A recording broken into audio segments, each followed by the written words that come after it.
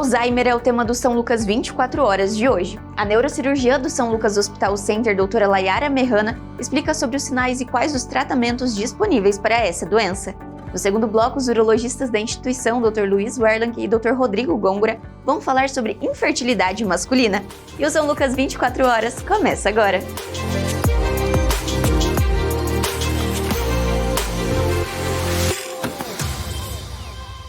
Olá, sejam bem-vindos a mais uma edição do São Lucas 24 horas. E o tema da nossa conversa é o Alzheimer, uma das doenças neurológicas que mais impactam a vida de pacientes e familiares em todo o mundo.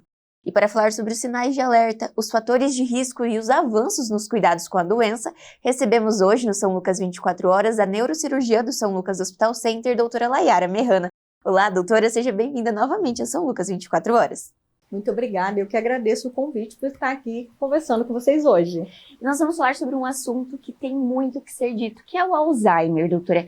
E para a gente começar a nossa conversa, eu gostaria que a doutora começasse explicando justamente o que é o Alzheimer, o que é essa doença. Então, ela é uma doença de fato, certo? Sim, então assim, o Alzheimer, ela é uma doença neurodegenerativa que ocorre por morte neuronal, principalmente no hipocampo. Por isso que o sintoma inicial geralmente é perda da memória recente. Mas ela não ocorre só no hipocampo. O neurônio do cérebro como um todo vai tendo essa morte neuronal progressiva. Ela é caracterizada como uma demência, é a principal demência, mas não é a única, mas é a principal. Tem início mais lento, mais gradual e é a mais comum. Certo. E a doutora comentou sobre essa questão do esquecimento, né, da perda da memória recente, e é algo que é o ponto que a gente mais acaba ouvindo, mais conhecido, mas existem outros sintomas e sinais que a doença vai, como a doutora disse, ela vai progredindo, e quais seriam eles, doutora? Então, assim, além da perda da memória recente, que é o principal, ainda tem alteração no planejamento, a pessoa ela tem dificuldade de planejar coisas básicas, na execução, executar coisas básicas. Ele afeta a parte cognitiva, de linguagem, então a pessoa não consegue manter uma conversa fluente, a atenção, a orientação, tempo e espaço, a pessoa se perde dentro da própria casa, se perde em lugares conhecidos, sempre ia no mercado, se perde no caminho desse mercado, chega no mercado e não sabe voltar para casa. Ela fica com perguntas repetitivas, ela tem dificuldade de aprender coisas novas e coisas simples do dia a dia. Também afeta humor, personalidade. A pessoa pode ter alteração de comportamento, como confusão mental, agitação, depressão, uma ansiedade, um medo inexplicável, que muitas vezes é até confundido com síndrome do pânico, mas na verdade é a demência já em curso. Então pode ter vários outros fatores que influenciam nisso. O principal é a pessoa fazer uma atividade básica em casa e começa a ter dificuldade nessas atividades básicas diárias. Isso, o envelhecimento normal, digamos assim, não causa, como, por exemplo, ligar o micro-ondas. Ela sempre soube, ela não sabe mais. Mexer com uma máquina de lavar roupa, ela sempre soube, ela não sabe mais ligar a máquina. Então, começa a afetar o dia a dia da pessoa, não é só alteração de memória recente, ou seja, ficar repetitivo, contar várias vezes as mesmas histórias, fazer várias vezes a mesma pergunta. É uma questão mais ampla, mas isso normalmente começa de forma mais sutil, mais lenta, que muitas vezes é confundido com a idade, né? Os sinais da idade. E, doutora, acho que um ponto muito importante quando a gente fala de Alzheimer, e que é a principal dúvida, é quanto à idade, né? Porque a gente fala sobre o Alzheimer e leva-se em consideração a questão do envelhecimento, mas também pode acontecer em pessoas mais novas, um Alzheimer precoce, isso. E eu gostaria que a doutora falasse, então, de qual é o padrão, então, quando geralmente acontece e quando a gente já considera um Alzheimer precoce. Então, assim, o Alzheimer é comum a partir dos 65 anos. Esse é o Alzheimer de 90% dos casos. Chamamos do Alzheimer esporádico. Certo. E o Alzheimer que ocorre com menos de 65 anos, esse é o Alzheimer precoce. Denominamos de Alzheimer familiar, que tem uma questão genética importante envolvida. Então, normalmente, se você tem um familiar que ocorreu que teve Alzheimer com menos de 65 anos, a idade é ao redor de 40, 50 anos, são pessoas jovens, a chance de você ter é grande, porque a alteração genética desse Alzheimer que ocorre com menos de 65 anos, ela é diferente daquele que ocorre com mais de 65 anos. Então, nesse que ocorre com menos, o Alzheimer costuma ser mais agressivo, progride mais rápido. Só que esses são a minoria dos casos, é menos de 5% dos casos. Mais de 90% vão ser com mais de 65 anos. Certo. E, doutora, falando sobre essa questão de atividades que a pessoa faz, a gente falou bastante da questão neurofuncional mesmo, né, da pessoa, mas ela pode afetar também a questão do próprio dia a dia, da pega muitas vezes dos objetos, da funcionalidade do próprio corpo, que tem uma diferença do Parkinson também, que afeta ambos os casos, mas o Alzheimer pode trazer também esses sintomas? O Alzheimer no início não. Várias pessoas confundem, né, Alzheimer com Parkinson. Elas chegam no consultório para mim tremendo com medo de ser Alzheimer. Então, assim, só para a gente diferenciar, o Alzheimer, ela não inicia com sintoma motor, com tremor, lentidão ou rigidez dos movimentos, travamento, que nós chamamos, né? Isso são sintomas do Parkinson. O Parkinson, no início, a memória dele é boa. Ele não tem essa alteração da memória recente, ele não tem a dificuldade da execução do dia a dia, que muitas vezes ele não percebe. O Alzheimer, essa dificuldade de executar tarefas, muitas vezes o paciente não percebe. No Parkinson, a dificuldade é a questão motora. Doutora, eu vou pegar, a mão não obedece o que eu estou fazendo. O Alzheimer não tem essa noção. Né? Então essa é a diferença, é mais questão de memória mesmo no Alzheimer, o grosso, digamos assim, né? E o Parkinson, ele não vai se perder nos dias do mês, no dia do ano, no início da doença, é só questão motora, eu travo, eu não consigo me levantar, eu pego alguma coisa, a mão fica rígida, derruba, isso é Parkinson. O Alzheimer não vem com esses sintomas no início da doença.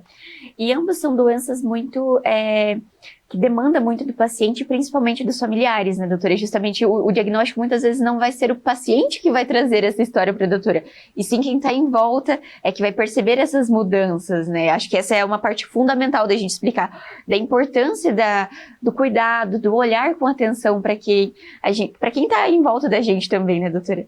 Exatamente. O Parkinson, o paciente percebe as alterações, ele vem relatando para você. Agora o Alzheimer não, o paciente não percebe essas dificuldades, ele não percebe que ele perdeu a noção do tempo, do espaço, das datas comemorativas, que ele não está tendo dificuldade de executar tarefas, que ontem ele lê um livro e já não se lembra. Muitas vezes ele não percebe isso. Na fase inicial, às vezes, alguns falam, olha, eu li um livro semana passada, me falaram que eu li, mas eu não lembro. Eu vi um filme semana passada, minha esposa disse que eu vi com ela, quando eu pedi para ver de novo, mas eu não lembro de ter visto.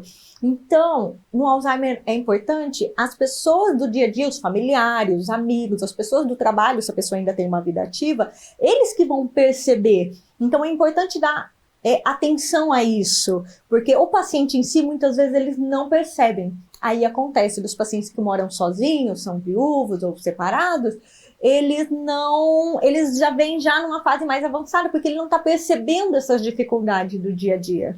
E doutora, essa é uma doença que, como a doutora disse, ela é progressiva, então ela vai piorando ao longo do tempo, isso. Mas existem estágios que vocês catalogam a doença? Então a doutora explicou ali que às vezes mais avançado, mas então existem fases da doença também?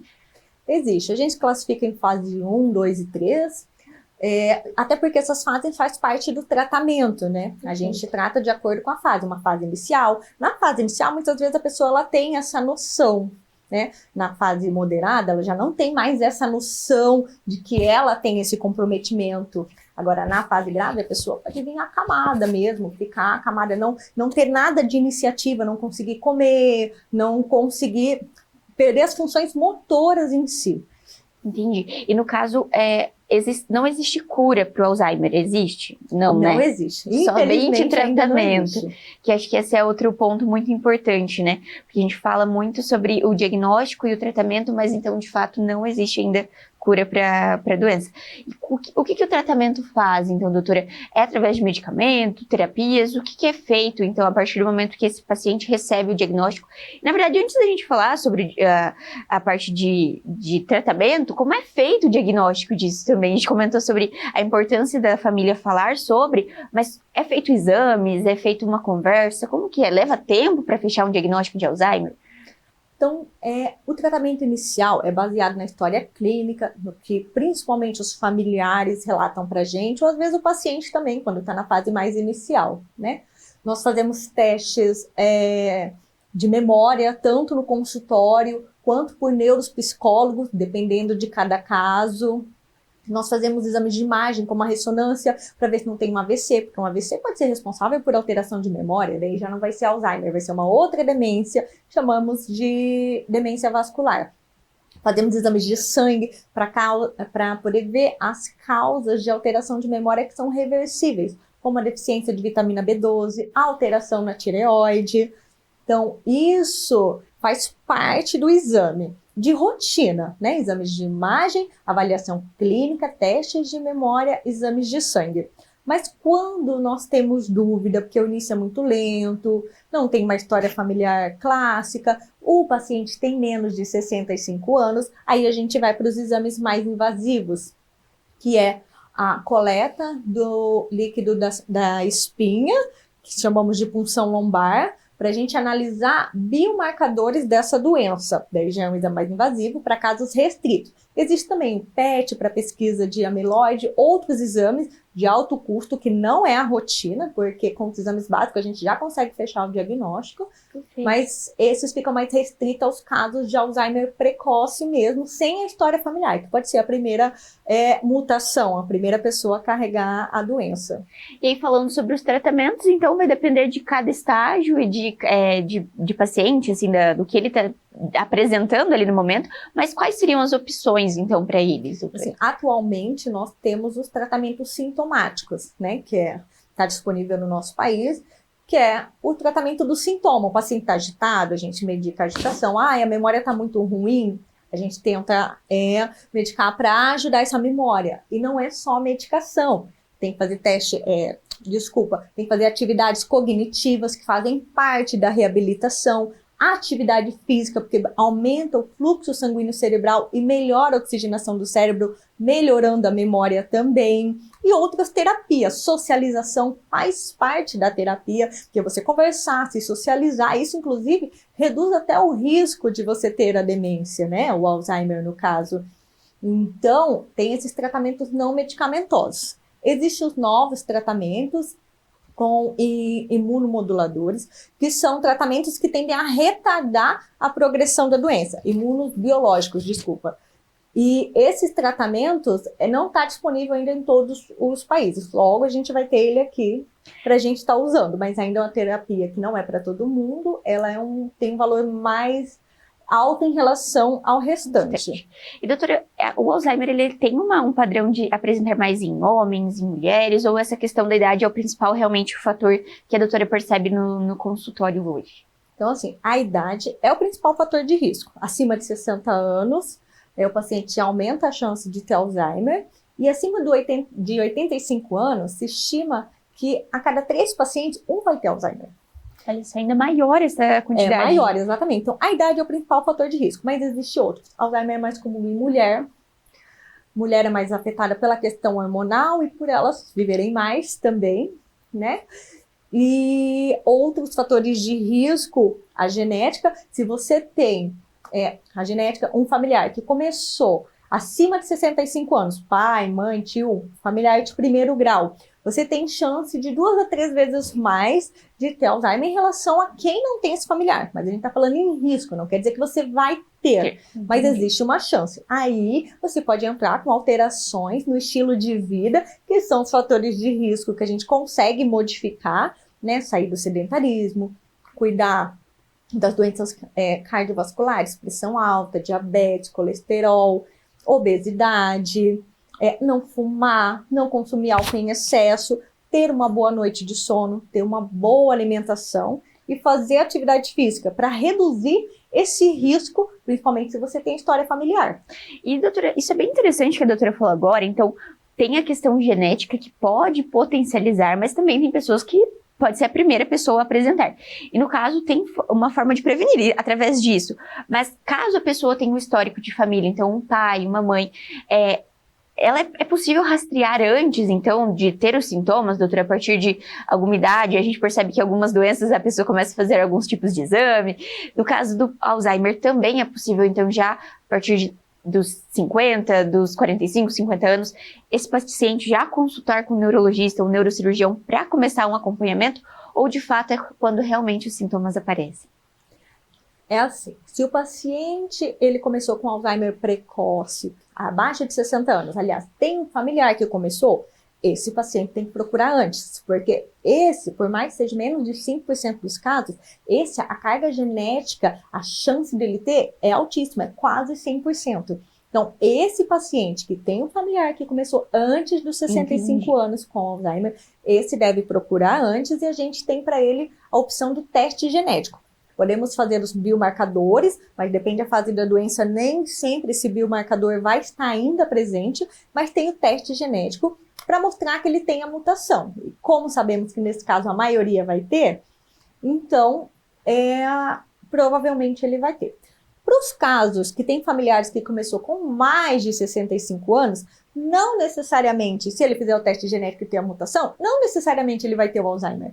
Porque depende dos fatores, dos outros fatores de risco também. Então, não é aconselhável fazer esse teste, o teste genético no caso. Se ele não iniciou com sintomas, ainda não temos o que tratar, né? Já que o tratamento é sintomático. Mas a orientação que fica, ele pode procurar para a gente estar orientando as mudanças do estilo de vida, o controle das doenças de base, caso ele tenha atividade física, alimentação saudável, porque isso reduz a chance de ele ter, e se ele tiver, ainda pode atrasar a progressão lá na frente. Então, seria mais por essa questão, mas o teste genético já não é indicado para esse caso. Exatamente. Entendi. E, doutora, falando sobre essa questão dos tratamentos, um fator importante que eu acho que é crucial e que a gente falou bastante também é a questão de fato da família. Porque quando a gente fala de uma doença que ela vai afetar principalmente essa questão de memória, de esquecimento, o paciente muitas vezes ele não vai lembrar de tomar o medicamento, né, doutora? Acho que isso é uma realidade dos pacientes e que é importante. Existem outras formas que auxiliem, porque, como a gente disse, tem pacientes que vai ter um círculo social, vai ter pessoas em volta, mas vai ter pacientes que não. Existem outras alternativas, marcadores, formas de, até mesmo um despertador do celular para que auxilie esse paciente, para que ele também possa ter um tratamento ali que auxilie no processo da doença? Então, assim, realmente, na fase inicial, o paciente ainda tem um certo grau de independência. Então, se ele esquecer, ele pode colocar texto na geladeira, deixar os remédios nos lugares que ele vê, onde escova o dente, onde acorda, onde vai tomar café da manhã, onde vai dormir, né? Ou colocar despertador também é uma boa opção. Deixar bilhetes para ele mesmo lembrar das coisas, anotar. Então, na fase inicial, ele consegue fazer isso, né? Com anotações e lembretes. Só que a hora que isso começa a avançar, esse paciente ele precisa de cuidados de terceiro. Ele não consegue mais, por mais que ele não tem mais assim, a noção do planejamento que ele lê o bilhete e tem que executar. Porque essa função de execução de uma ação também é afetada pela doença. Então, infelizmente, os pacientes que não têm um apoio familiar, a estrutura, eles acabam tendo que ir para alguma casa de cuidados para poder estar fazendo isso por eles, porque ele já não tem mais condição, que ele já não consegue mais fazer uma comida, porque ele pode se queimar, ele pode provocar acidentes domésticos. Então, ele se perde em lugares dentro da própria casa. Como que esse paciente vai no mercado comprar a comida dele? Então, nesse caso, a hora que começa a avançar, ele precisa do cuidado de terceiros, seja de familiar, seja de não familiares. Entendi. Então, e é uma doença que ela, como a doutora disse, ela afeta muito essa questão emocional, de fato, de quem está em volta. Porque é um diagnóstico complexo, eu diria, até para hoje nessa conversa a gente conseguiu entender que é algo muito além do que a gente imaginava. Ele afeta muito da vida dessa pessoa. E imaginar uma pessoa da sua família passando por todo esse processo também precisa com que os demais estejam preparados para isso, né, doutora? E não só os familiares, mas a nossa sociedade, que eu acho que é um ponto que a gente ainda precisa melhorar bastante para lidar com isso, porque vai exigir paciência, vai exigir tempo, principalmente no cuidado disso. E acho que a doutora poderia falar um pouco mais sobre como nós, que somos sociedade, leigos sobre o assunto, podemos também auxiliar nesse tratamento, de certa forma, no cuidado, de até mesmo se encontra um conhecido desorientado, o que a gente pode fazer, qual que é o caminho que a gente pode adotar também para o cuidado dessas pessoas. Então, assim, no decorrer do avanço da doença, quem mais sente é o cuidador, é o familiar, que a maioria dos cuidadores são familiares. São eles quem mais sentem. O paciente, como ele perde essa noção de que ele está dessa forma, então ele começa a não perceber. Então, o cuidador, a carga em cima do cuidador, tanto a carga física, de cuidar mesmo da comida, dar banho, da medicação, quanto a carga emocional do paciente, a questão financeira também impacta, porque eles têm que parar de trabalhar muitas vezes, às vezes precisam pagar cuidador para estar auxiliando. Então, isso tudo, o Alzheimer, ele gera um impacto familiar, um impacto social, um impacto financeiro significativo. E o impacto emocional também, porque você está vendo o seu pai ou sua mãe perder a personalidade. Ele não é mais aquele pai que você conheceu a vida inteira, ela não é mais aquela mãe que você conheceu a vida inteira, é outra pessoa. E às vezes ela não reconhece você como filho, ela não sabe que você é o filho dela, ela fica agressiva com você, ela acha que você é um estranho, ela não reconhece mais que está dentro da própria casa. Então, essa questão emocional exige apoio de amigos para ir conversar, apoio de psicólogo, existem grupos de apoio para isso, né? Porque o cuidador, ele também tem que se cuidar, porque senão ele desgasta, porque senão ele não aguenta a carga. E o ideal é quando tem mais familiares, fazer um rodízio desses cuidados, né? Para que um possa descansar enquanto o outro está cuidando, para ele recuperar as energias, recuperar o bem-estar dele, porque senão ele não vai ter paciência para cuidar do paciente, porque demanda muita paciência cuidar desses pacientes. E doutora, muitas vezes se fala que o paciente, ele é quase uma criança de novo, né? Ele perde essa questão de noção, até mesmo do perigo, como a doutora disse, às vezes ele não vai ter noção de que uma panela quente de comida vai ter esse... tocar, ele não tem essa noção. Então também tem esses riscos físicos, que não é a questão de perda motora, como a doutora disse, do Parkinson, mas ela vai ter também um impacto de senso mesmo de perigo, de noção de perigo. Senso de julgamento crítico. Ele perde esse julgamento crítico, né? De tudo, desde as ações básicas, como tocar numa panela quente, colocar uma roupa de calor num dia de frio, que isso pode acontecer, sair de casa de madrugada, não perceber que está escuro ainda. Então, ele perde essa noção mesmo. E, doutora, qual que seria o tempo, geralmente, que a doença segue um curso, assim? Então, de modo geral, pode começar ali a partir dos 60, 65 anos. E o tempo de progressão tem uma média, geralmente, ou também vai acontecer de paciente para paciente? A partir do momento que ele apresentou, ele vai progredir mais rápido, mais devagar? Tem formas de medir isso também ou não? Não tem.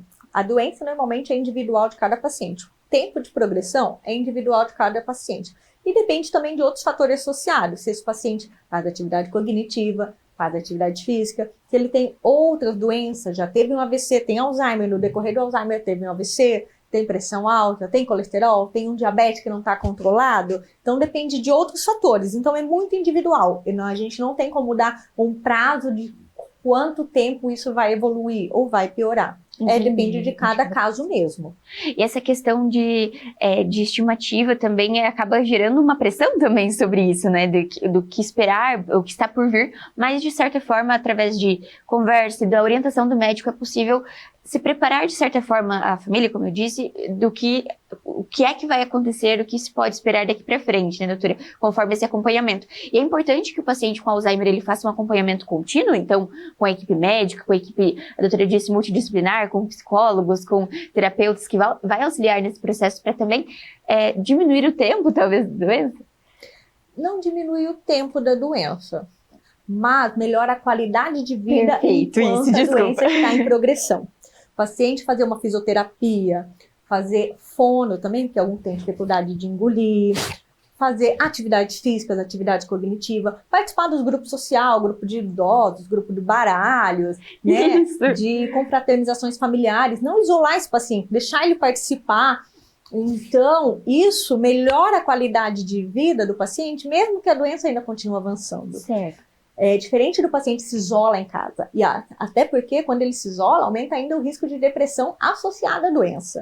E é justamente, né? Não é somente o Alzheimer. Geralmente tem toda a questão, por conta do envelhecimento, vai ter outras doenças associadas, muitas vezes, que vai precisar dessa demanda ainda maior, de um olhar ainda maior para esse paciente como um todo, e não só com doenças e casos isolados, né, doutora? Que a gente fala muito sobre isso hoje, esse cuidado e atenção como um todo. E essa questão do envelhecimento, eu acho que é algo que a gente precisa falar mais vezes, e eu agradeço muito a participação da doutora hoje para falar sobre essa doença, que é uma das fases do envelhecimento, que a gente precisa falar e levar mais informação de qualidade para quem está assistindo, e que caso alguém que está assistindo tem algum desses sintomas ou que conhece um familiar, é importante já procurar um médico para fazer essa avaliação, né, doutora? Exatamente, porque a avaliação precoce, ela não impacta na progressão da doença, mas ela vai impactar na qualidade de vida desse paciente enquanto a doença progride. Então, se você conhece alguém ou se você acha que pode estar com alguma dessas alterações inicial, tem que procurar o tratamento para a gente avaliar, ver como que está e fazer as orientações necessárias. É isso, doutora. Muito obrigada novamente. Fica sempre o convite para vir mais vezes no programa. Eu quem agradeço o convite. E o São Lucas 24 Horas vai para um rápido intervalo e no próximo bloco nós vamos falar sobre infertilidade masculina. Não saia daí.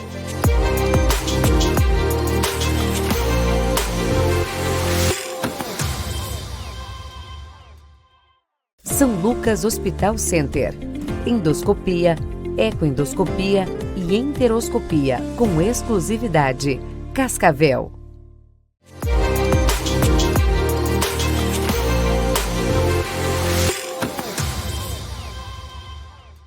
Quando se fala em infertilidade, muitas vezes o olhar recai apenas sobre a saúde da mulher. No entanto, sabemos que o homem também pode enfrentar dificuldades relacionadas à reprodução.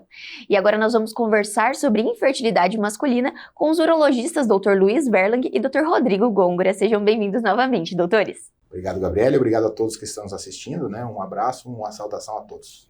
Obrigado, é sempre um prazer ter aqui, esse espaço, essa oportunidade de poder esclarecer dúvidas e levantar novos temas. Então é sempre um prazer.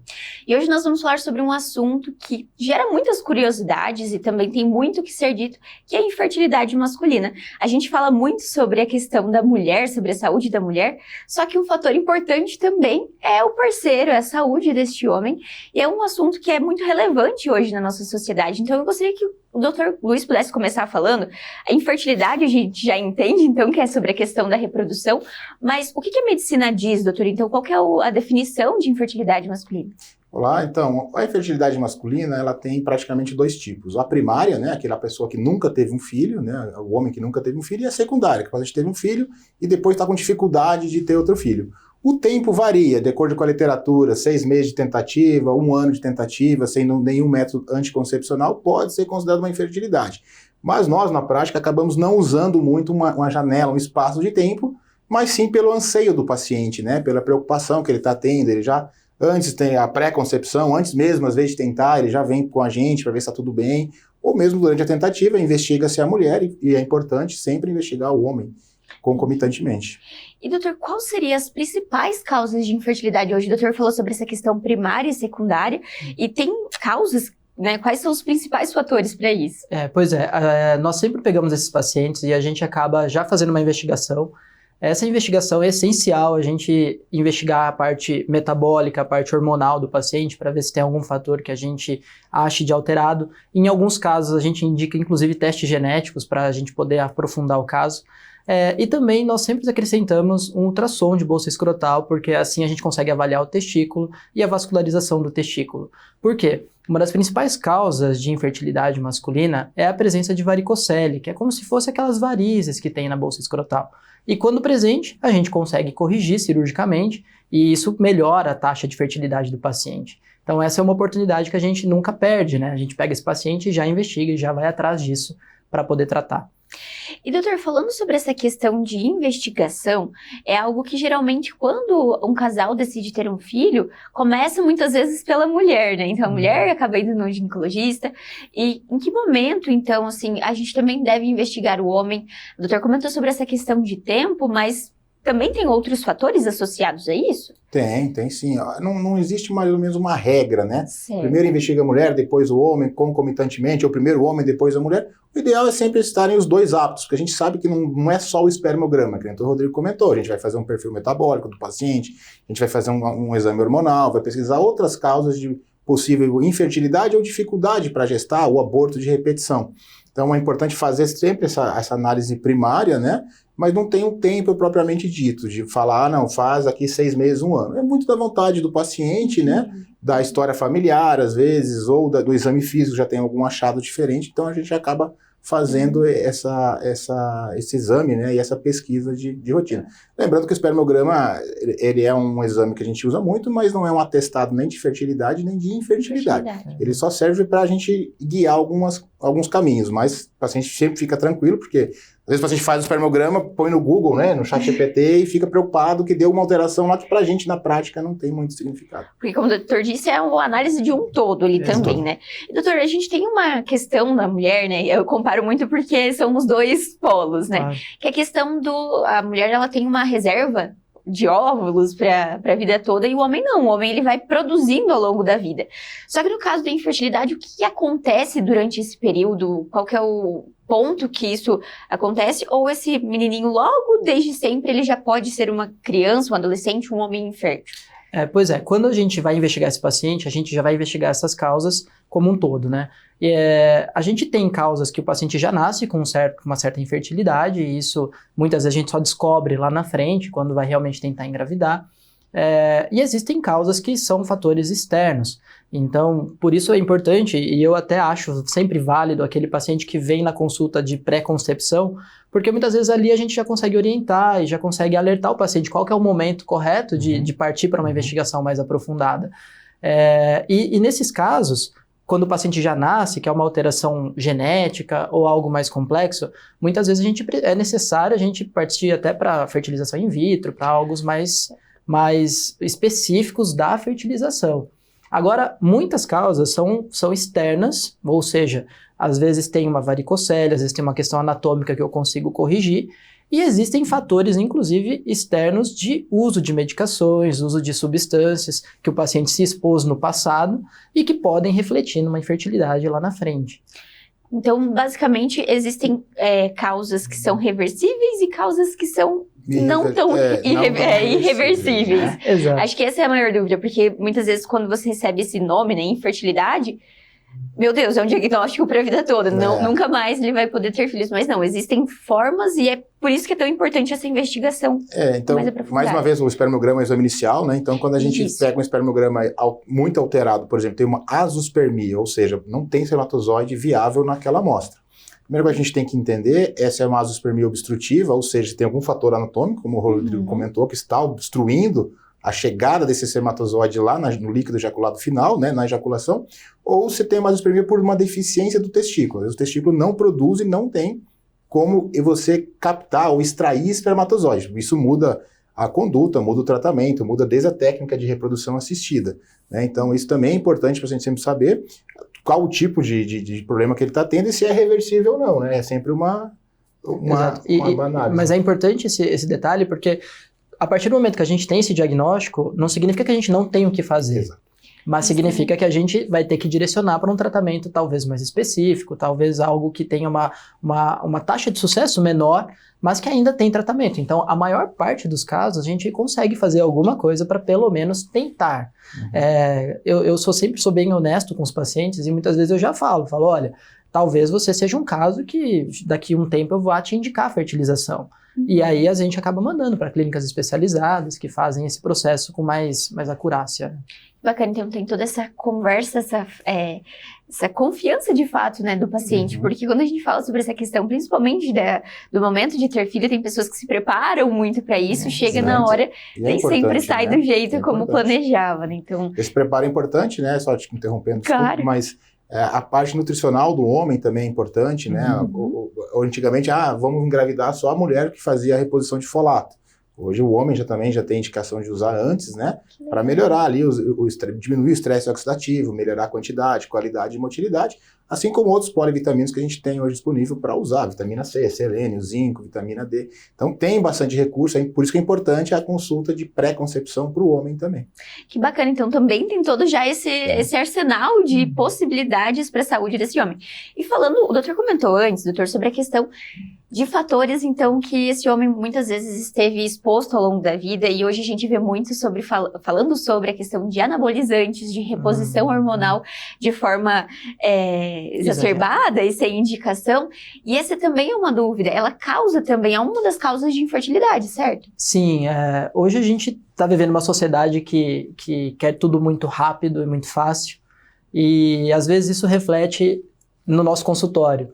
Então, esse paciente que teve uma exposição a grandes volumes de testosterona, manipulação hormonal por conta de academia, manipulação hormonal sem assistência médica, ou mesmo com assistência médica, mas que talvez não seja no momento adequado, esse paciente pode sim refletir numa infertilidade futura.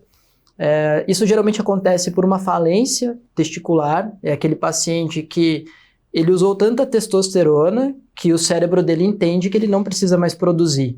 E a hora que eu tento fazer o testículo dele voltar a produzir, às vezes o testículo já não tem a atuação que a gente espera. Isso reflete tanto no nível de testosterona dele, quanto na fertilidade, porque o eixo hormonal que controla as duas coisas é o mesmo. Então, quando eu interfiro em um, eu interfiro no outro também. E esse paciente, adianto assim, que não é um paciente muito fácil de reverter. É um paciente que às vezes a gente sofre, a gente demora, a gente precisa usar algumas medicações para tentar estimular a própria produção. E, obviamente, a gente faz de tudo para recuperar, mas nem sempre tem uma taxa de sucesso muito grande. E alguns deles chegam também a ter que ir para a fertilização. E, doutor, falando sobre essa questão, existem uma medida assim, de quanto que esse homem foi exposto de forma ruim, digamos assim, para que cause uma infertilidade, porque em alguns casos, alguns pacientes têm condições que realmente precisam da reposição, testosterona. Né? E como que é feito nesse caso? Então, existem outras formas também, caso esse homem ainda deseje ter filhos? Geralmente, os guidelines, os estudos preconizam uma data de 6 meses a 1 ano, tá? Então, geralmente, quando o paciente usa de 6 meses a 1 ano, a chance de reversão de o testículo voltar a funcionar é maior, mas na prática isso não funciona muito, né? A gente sabe que isso não tem muita relação.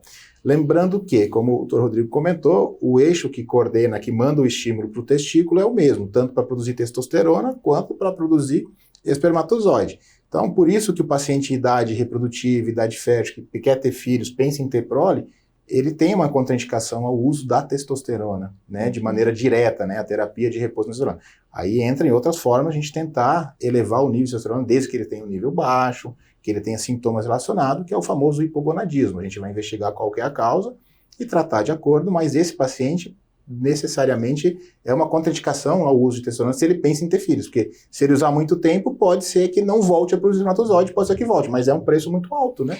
Exato, e a gente fala hoje sobre essa questão de nossa sociedade tem pessoas tendo filho cada vez mais novos, outras demorando um pouco mais para ter, então é um gap muito grande ali de tempo, até você, agora no momento, pode ser que esse paciente, esse jovem não queira, Exato. E aí ele tem essa decisão, por questão, que o doutor disse muitas vezes, de academia, de estética, mas consequentemente lá na frente ele vai sofrer de fato as consequências dessa decisão, né, doutor? E uma dúvida que eu acho que também é recorrente, existe a questão do congelamento, né, dos óvulos. Existe também no caso de espermatozoide? É possível fazer isso, doutor? Existe, é até importante comentar sobre isso, porque existem alguns pacientes que a gente orienta a fazer, inclusive, né? Mas assim, é sempre importante entender que tudo que é congelado nesse sentido não tem a mesma qualidade do afresco, entre aspas. E a gente usa muito isso para pacientes que são pacientes oncológicos, eles vão se submeter à quimioterapia. Na nossa rotina, por exemplo, é muito comum um paciente que tem neoplasia de testículo, que a gente vai ter que operar esse paciente, ou mesmo vai ter que submeter ele a uma quimioterapia que pode acometer a fertilidade. Então, esse paciente, antes mesmo de indicar a cirurgia, antes de indicar a a quimioterapia, ou até mesmo antes de corrigir uma varicocele, muitas vezes a gente orienta ele a congelar espermatozoides, porque é uma forma de segurança para nós. Caso ele venha a ter uma infertilidade, depois é mais fácil de a gente conseguir com que eles consigam ter uma gestação. Então a gente faz sim, a gente orienta. É uma coisa que a gente consegue fazer até na cidade, é uma coisa bem tranquila, na verdade. Tem um custo de manutenção, mas também é tudo muito razoável e a gente tem feito cada vez mais porque é uma segurança. É uma opção também para não só aqueles homens que essa questão da infertilidade primária, de tempo, mas também para quem tem outras doenças. Isso é bem interessante da gente falar, né? E, doutor, falando sobre a questão de exames, o doutor comentou muito sobre a questão do espermograma. Existem outros que são complementares também, que como que na verdade é feita essa conversa com esse homem ali no consultório até chegar de fato aos exames? Perfeito. Então, assim, primeiro a gente vai fazer a anamnese, conversar com o paciente, identificar se ele tem algum fator de risco de infertilidade, se tem história na família, né, se algum parente dele é infértil, teve dificuldade para engravidar, fazer o exame físico, tamanho de testículo, né, a saída da urina ali, que é o meato, ver se não tem nenhuma estenose, pesquisa de varicocele, isso é o inicial. Para o homem, eu sempre falo que é bem mais fácil, né, é muito menos exame do que para a mulher. Então, a gente começa basicamente com ultrassom Doppler da bolsa escrotal, na pesquisa de varicocele, o espermograma e alguns exames laboratoriais, principalmente ali o eixo hormonal dele, o perfil hormonal, para a gente ver se o testículo está produzindo tanto espermatozoide quanto testosterona e reafirmar, né, e ver que o eixo está bem. Então, praticamente começa com esses, e aí, claro, que dependendo dos achados desses exames primários, a gente aprofunda, desde cariótipo a gente pode fazer, fragmentação de DNA, né, então assim, é bem mais profundo, mas isso não é feito inicialmente, isso é baseado no achado dos primeiros exames que a gente vai investigar, vai aprofundar, ou às vezes não precisa, às vezes está tudo bem. E doutor, a gente comentou sobre essa questão do homem ele ter a produção ao longo da vida, mas existem momentos, assim como a mulher, que ele também tem o pico de fertilidade, ou uma vez que ele é fértil sempre?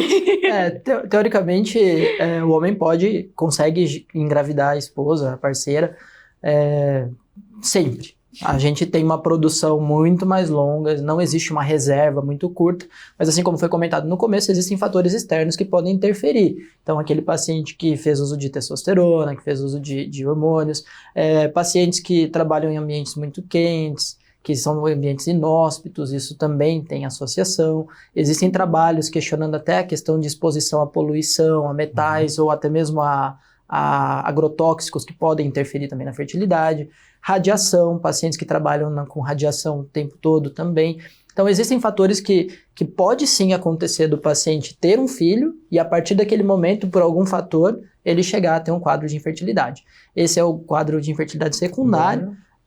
Novamente, a gente vai atrás, a gente investiga. A maior parte a gente consegue descobrir alguma coisinha e tratar, mas pode sim acontecer. E falando sobre essa questão de fatores, o estresse hoje é algo que também é muito falado, né? A ansiedade, o estresse, até mesmo o estresse pela expectativa de uma gestação, né, doutor? Isso também pode interferir durante o processo desse casal que está querendo engravidar, por exemplo? O estresse no caso do homem? Sim, claro, com certeza, né? O estresse, como em todas as doenças, né? Nessa pesquisa de infertilidade também, ele pode atrapalhar um pouquinho, gera uma ansiedade, né? Gera um estresse, uma preocupação. Então isso acaba tendo um certo repasse lá para as células produtoras de hormônios e de espermatozoide. Pode ter um estresse oxidativo aumentado, uma reação oxidativa maior. Então, tudo isso faz parte de uma alimentação balanceada, atividade física, né, um peso adequado. Tudo isso ajuda, mas o estresse com certeza. Quantas vezes, né, a gente sabe que o paciente está tentando, então ele vem com a gente, faz os exames, está tudo normal, depois ele só manda a mensagem, deu certo, estamos grávidos, então assim... Que legal, isso acontece muito. A gente até fala, brincando às vezes, eu falo, fica tranquilo, que agora que vocês viram que está tudo bem, a cabeça descansa. Vai tentando que vai dar certo. E doutor, falando sobre essa questão de doenças, o doutor comentou sobre o peso e tudo mais. Existem a questão hoje muito também da obesidade, do sedentarismo, ou até mesmo a diabetes e outras doenças que a gente sempre fala que acabam sendo comorbidades, e elas também impactam e atrapalham, doutor? Sim, é importante controlar isso antes da gestação? Com certeza. Tudo isso que você comentou faz parte do exame inicial já de triagem, porque realmente aquele paciente que é um paciente super obeso, diabético, dislipidêmico, aquele paciente que tem uma síndrome metabólica como um todo, ele com certeza vai ter uma interferência no eixo. E além de ter uma interferência no eixo da produção de testosterona e dos espermatozoides, a gente ainda tem uma questão de interferência hormonal. Então é aquele paciente que produz testosterona, mas ele tem tanta gordura periférica que ele sofre uma conversão periférica de testosterona em estradiol, e isso também pode interferir na hora da fertilidade. Então, o paciente não pode pensar numa coisa única. Eu sempre falo para o paciente que o paciente é um todo, não tem como separar as coisas. Então, a hora que vai querer engravidar, é importante estar saudável, fazendo atividade física, não pode ser aquele paciente extremamente obeso. E então, tudo isso facilita que a gente consiga ter uma fertilização, consiga ter uma gestação. E outro ponto que talvez surja dúvida, doutor, é relacionado, existem também alguns mitos, e é um pouco de tabu até para falar sobre isso, que é a questão das doenças sexualmente transmissíveis. Uma vez que o paciente teve, isso também pode impactar, doutor, no futuro? Muitas vezes ele fez o tratamento, mas em outro momento pode ser que isso impacte, doutor? Sim, certamente, tem toda a razão. É outro assunto importante, né? Porque as ISTs, elas têm uma certa frequência no consultório. A gente sempre preocupa muito com a clamídia, tá? Tanto para o homem quanto para a mulher. Não é só a mulher, né, que tem problema, às vezes, de obstrução de trompa, de ovário, com a clamídia, mas o homem pode ter ali alguma alteração, alguma estenose, alguma alteração com uma clamídia crônica não tratada adequadamente. Então, faz parte também desse rastreio inicial, às vezes esse painel IST que a gente chama, né, para ver se ele não tem nenhuma bactéria, que às vezes não está com sintoma, mas está alojada lá, ou foi maltratado. Ele pode ter desde estreitamento do canal da urina, né, que é a estenose de uretra, até uma alteração lá no espermograma por uma bactéria que ficou e não foi diagnosticada, tratada no tempo correto. E quando a gente fala muitas vezes sobre essa questão dos homens, eu acho que os doutores muito bem podem falar sobre isso. Existe uma demora para procurar o médico, né? Só procura o médico muitas vezes quando a situação realmente está. E a esposa vai junto, né? Daí tem essa. Porque foi obrigada. Tá junto lá. Tá aqui, agora você não pode.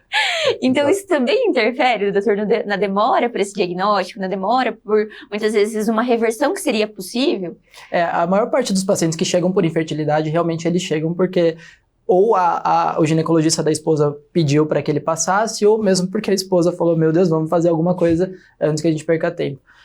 Eu sinceramente acho que é super válido fazer esses exames pré-concepção, porque ali a gente já tem uma conversa inicial para poder fazer um entendimento do que é normal, o que não é normal, o que a gente pode esperar, o que não pode esperar. Então ali a gente já consegue alinhar expectativas, já consegue orientar bem o paciente, e quando tem uma causa, é melhor já corrigir logo de cara, porque senão o paciente às vezes fica esperando 1 ano até ter uma infertilidade de livro, né, de modo geral, e isso às vezes atrasa o tratamento, né, não tem porquê às vezes. Então, quando já identificado um fator, a gente já trata, então acaba sendo mais fácil dessa forma.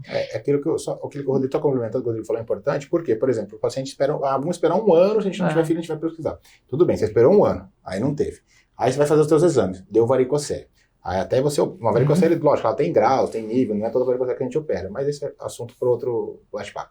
Então a gente vai operar a varicocele. Então até fazer a cirurgia da varicocele, até preparar, programar tudo, até corrigir a varicocele, até ter um novo ciclo de espermatozoide, então isso vai mais uns 3 a 6 meses. Então a gente já foi 1 ano e meio, sendo que você já poderia ter evitado lá. E às vezes a mulher vai avançando a idade, né, vai diminuindo a reserva folicular, então é sempre prevenir, com certeza. E existem alguns mitos, doutores, ainda que chegam nos consultórios para vocês sobre esse assunto, então, dúvidas ou até mesmo ensinamentos do passado que o pessoal ainda tem sobre esse assunto de reprodução, de infertilidade.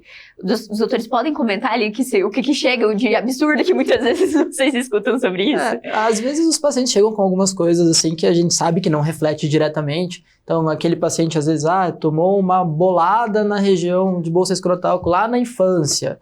Aí ele chega preocupado, achando que aquilo vai realmente interferir na gestação ou no risco, na chance de ter um filho. Ou até aqueles pacientes que por algum motivo ao longo da vida perderam um testículo, eles já chegam super preocupados, achando que não vão conseguir engravidar nunca mais. Mas eu acho que na minha rotina, assim, são esses dois, né? É mais coisas mais básicas. A assim. famosa cachumba que desceu, A cachumba. A cachumba que desceu é clássica no consultório, né? Então realmente existe essa enfermidade, essa patologia. A cachumba que desceu nada mais é que o vírus da cachumba que acaba indo para o epidídimo, faz uma epididimite, né? A concomitante ao quadro de via aérea alta, mas assim, se tratado de acordo, geralmente não leva alterações imutáveis lá na frente que não dê para a gente reverter, né? Trata no horário, no tempo certo, acaba ficando tudo bem lá na frente. Mas essa da cachumba descer é um clássico. É um clássico. Eu digo porque é realmente, né? A gente escuta Isso de desde, tudo um né, pouco. infância, né? E, doutora, falando um pouquinho mais sobre essa questão de possibilidades nos tratamentos, então a gente viu ali sobre a questão da fertilização, das reposições. Existem mudanças também que o próprio paciente pode adotar durante esse processo de investigação. Então, o doutor comentou sobre a questão dos hábitos de vida, mas eu gostaria que os doutores reforçassem mais sobre isso também, o que é que ele pode fazer e o que ele pode esperar dos doutores também durante esse período. Acho que o doutor Luiz pode começar e o doutor pode complementar. Só reafirmando, né, a questão de hábito saudável de vida de maneira geral, alimentação, atividade física, peso adequado, sem tabagismo, né, que é um grande problema que a gente tem hoje, tanto todos os tipos de cigarro eletrônico, não eletrônico, que acabam também gerando um estresse oxidativo muito alto, né? Lá na região da produção do espermatozoide. Peso adequado, uma alimentação saudável e uma atividade física. Praticamente isso. E, claro, que não usar anabolizante de maneira incorreta, principalmente em idade fértil, né? Sim, doutor, gostaria de complementar? Eu falo para os pacientes que é o famoso me ajuda a te ajudar, né? Então, assim, eu dou o máximo de orientações, a gente tenta até fazer algumas suplementações, existem algumas coisas que a gente consegue ajudar, mas assim, a gente precisa que o paciente entenda isso e que o paciente faça o mínimo necessário. Então, a gente sempre brinca dessa forma, porque realmente, às vezes, principalmente nessa fase inicial, a gente depende muito do paciente, a gente depende muito que ele tenha a resposta aos medicamentos que a gente usa, então que ele tome os medicamentos, que ele faça tudo direitinho, e além disso que faça atividade física, que se alimente bem, que cesse o tabagismo, se for o caso, e tudo mais. Bom, é um trabalho em conjunto, de fato, para essa possibilidade. E uma outra dúvida, doutor, o doutor comentou sobre essa questão de o paciente muitas vezes teve um filho, depois ele sofre alguma dificuldade. Mas então, existe uma forma de, durante o processo em que ele ainda não sabe se ele está infértil ou que ele pretende ter uma outra criança, o que ele pode fazer nesse tempo ali para que ele se mantenha saudável, de hábitos, ou então de cuidados mesmo. O doutor comentou sobre as vitaminas e tudo mais, porque também tem esse período entre um e outro que você não sabe se pode acontecer, Sim, né, doutor? A gente fala, o homem geralmente é fértil a vida toda, mas alguns fatores, né, relacionados ao hábito de vida, ao estresse, à obesidade, ou às vezes uma varicocele que ele teve lá e não sabe, às vezes não percebe, ou algum tumor de testículo, ou algum outro, a gente tem famoso metrexato, né, que às vezes o paciente usa para outra patologia que acaba deixa o paciente infértil no tratamento, não infértil, mas reduz os índices, né, de espermatozoides. Pode ser, ou às vezes faz radioterapia pélvica numa região muito próxima, então assim, vários fatores que podem ir mudando ao longo da vida, mas esses são fatores que não dependem muito do paciente, então a gente não tem muito para onde correr, mas fatores que o paciente pode e deve se cuidar é isso. Consulte seu urologista anualmente, né, faça atividade física, se alimente bem, tem uma atividade de lazer, né, que tudo isso faz parte para garantir uma melhor qualidade. Essa questão de consulta ao médico urologista, a partir de quantos anos, doutor, que vocês já indicam? Então, hoje a gente fala da mulher, a gente tem um marco da primeira menstruação, que geralmente acaba que as mães levam as filhas e tem todo esse início, mas no homem, quando então já é indicado começar a procurar, entender, porque não esperar a chegar numa doença para poder procurar o médico. Pois esse é um ponto que é bastante problemático pra gente, na verdade, porque culturalmente as meninas sempre vão ao ginecologista, é uma coisa muito mais habitual. E pro homem é uma coisa que sempre os pais esperam ter alguma dúvida. Então, ou é aquele paciente que vem com alguma dúvida lá na infância, porque tem dúvidas com relação à fimose ou testículo, enfim, coisas anatômicas, ou é aquele paciente que realmente já vem com algum problema lá quando adulto. De modo geral, a gente sempre orienta a fazer exames de rotina, então não tem uma idade muito correta. Para próstata, especificamente, é 45, 50 anos, mas a maior parte dos pacientes que vêm por infertilidade, eles são mais jovens. Então, o que eu geralmente recomendo é assim, vai querer engravidar? Já venha para a gente poder fazer essa triagem inicial e essa orientação inicial. Então, geralmente vai ser mais individual, né? Mas assim, os pacientes aí na faixa de 20 a 30 anos, que queiram já ter filhos, acho que já vale fazer essas consultas.